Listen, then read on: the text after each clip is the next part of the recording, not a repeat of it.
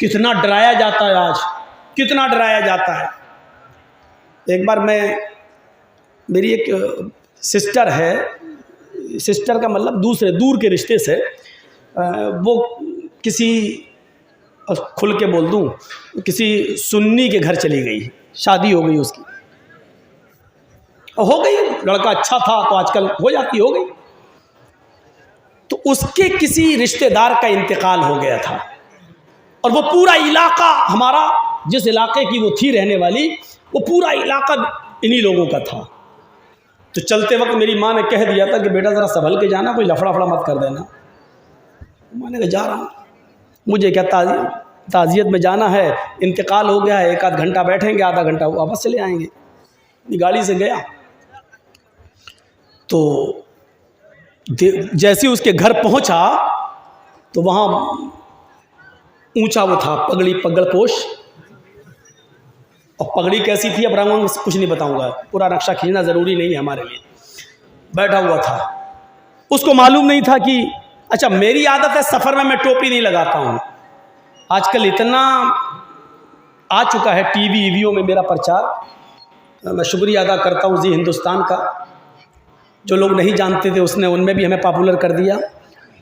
तो मैं अक्सर ड्रेस चेंज कर लेता हूँ सफ़र में और टोपी ओपी नहीं लगाता हूँ। तो उधर मैं जाके चला गया, तो अब यकीन मानना इतना डराया जा रहा था उस घर में लोगों को,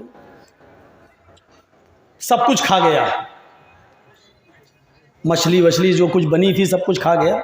मैं 8-10 दिन के बाद गया था इंतकाल के, तो अब ये भी दे दो वो भी दे दो, सब कुछ लेता जा रहा था। लास्ट में उसने एक बात कही, मेरी दूर के रिश्ते से जो सिस्टर थी उससे कहने लगा, अच्छा मरने वाले के कपड़े भी दे दो, अगर मरने वाले के कपड़े नहीं दिए तो कयामत के दिन ये नंगा उठेगा। और मेरा पारा तो पहले से गर्म हो रहा था, बहुत देर बर्दाश्त कर लिया। तो उसके बाद हमने ये जुमला जब सुन लिया कि मरने वाले के कपड़े भी दे दो, तो उस वक्त तक हम कुछ नहीं बोले। अब मेरी सिस्टर जो बिगड़ गई, कहने लगी कपड़े बड़े क्यों दे दो, सारी चीज़ें तो तुम्हें दे दी। तब उसने कहा कि अगर मरने वाले के कपड़े नहीं दोगी तो क़यामत के दिन ये नंगा उठेगा। तो मैं उसके पास गया, मैंने कहा हज़रत, इनमें हज़रत ही कहा जाता है, शेख है तो हम लोगों में चलता है। मैंने कहा हज़रत क़यामत के दिन ये नंगा उठेगा तो क्या आप कपड़े पहनकर उठेंगे क्या? मैंने कहा हदीस में आया बुखारी के कि युहशर नासु यौमल क़यामति हुफ़ातन औरातन गुरला, क़यामत के दिन जब लोग उठेंगे अपनी कब्रों से तो वो नंगे पैर होंगे, औरातन नंगे जिस्म होंगे, गुरलन और सब के सब बगैर खतने के होंगे, किसी का खतना नहीं हुआ होगा। तो क़यामत के दिन आपके कपड़े पहनकर उठेंगे। तो कहता है ये कौन है? मैंने कहा उनसे क्या पूछ रहा, मुझसे पूछ लेना मैं कौन हूँ, मुझसे पूछना मेरा नाम क्या है। मैंने कहा लोग मुझे जर्जीस कहते हैं, वैसे लोगों की ज़बान पर मौलाना जर्जीस, मैं अपने आप को जर्जीस अंसारी कहता हूँ। आप ही हो? हाँ। ला हौला वला कुव्वता इल्ला बिल्लाह, उठाया अपना बोरिया बिस्तर, भाग गया वहाँ से। कहता है इस घर में हमें क्यों बुला लिया, हमारा तो निकाह ही टूट गया है। ऐसी बोला, भागा हुआ, हमारा तो निकाह ही टूट गया है।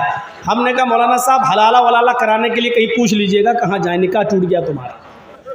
अजीब सिस्टम है, मरने वाले के कपड़े दे दो। इतना डराया जाता है, इतना डराया जाता है कि अब मरने वाले के कपड़े तक नहीं छोड़े जाते हैं।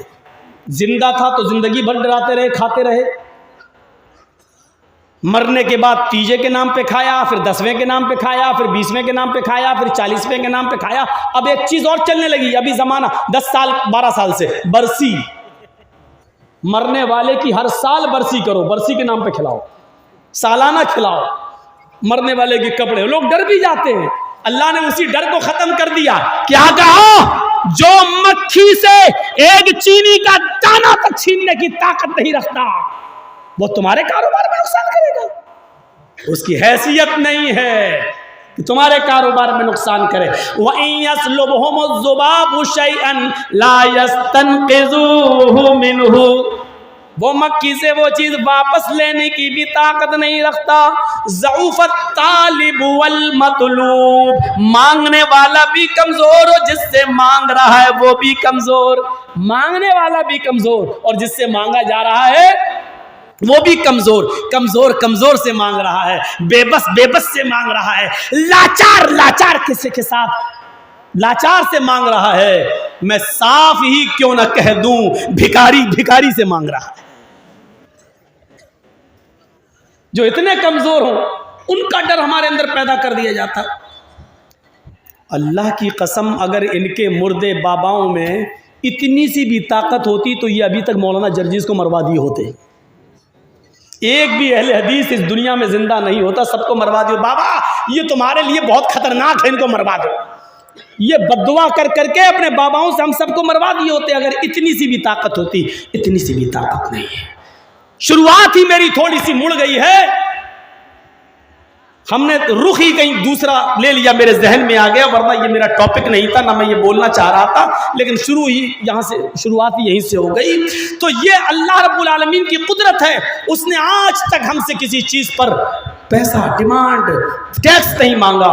मांगा तो सिर्फ इतना कि सजदे में रख, अपने पेशानी रखकर मेरा बंदा और मुझे अपना मालिक मान ले, बस।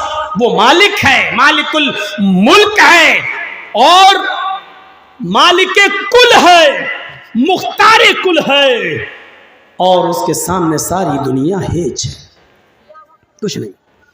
तो ये हमें शुक्र अदा करना चाहिए कि उसने हमें और आपको एक ऐसा मजहब दिया, इस्लाम। और नबी, चांद और सूरज और सितारे, हवा